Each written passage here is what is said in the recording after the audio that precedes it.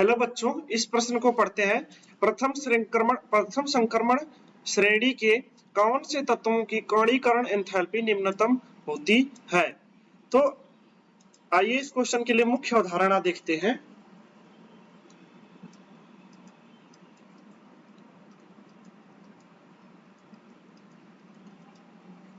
तो इसके लिए आपको कणीकरण एंथैल्पी के बारे में पता होना चाहिए।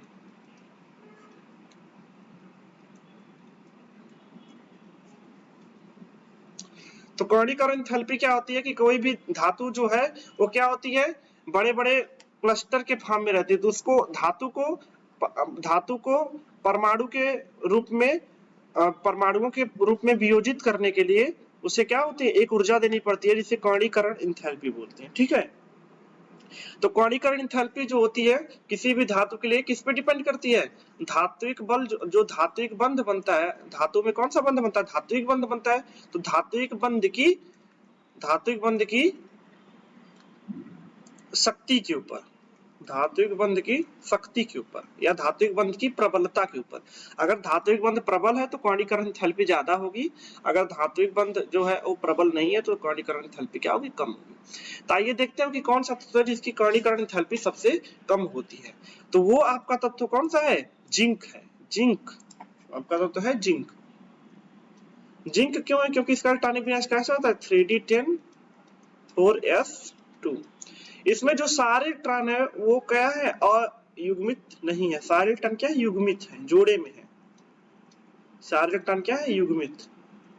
4 5 6 7 8 9 10। ये 3d10 होगा, ये 4s2 होगा। सारे इलेक्ट्रॉन क्या है? युग्मित। ये क्या है? युग्मित। और धात्विक बंध जो बनता है वो किससे बनता है? अयुग्मित इलेक्ट्रॉनों से बनता है, अयुग्मित इलेक्ट्रॉनों से। या यूं कह ले कि धात्विक बंध की जो शक्ति होती है वो डिपेंड करती है कि अयुग्मित इलेक्ट्रॉनों की संख्या कितनी ज्यादा है। अगर जितने ज्यादा अयुग्मित इलेक्ट्रॉन होंगे उतनी ही तगड़ी जो है धात्विक बंध की स्ट्रेंथ होगी। तो यहाँ पे जिंक जो होता है इसमें सारे इलेक्ट्रॉन युग्मित होते हैं, कोई भी अयुग्मित इलेक्ट्रॉन नहीं होता है, जिनके कारण इसकी जो कणीकरण एंथैल्पी होती है वो सारी क्या होती है? सबसे क्या होती है? न्यूनतम होती है। क्योंकि जिंक में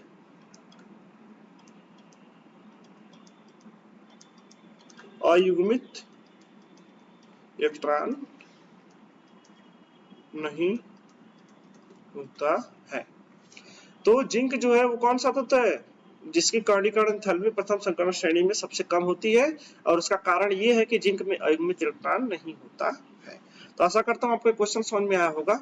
धन्यवाद।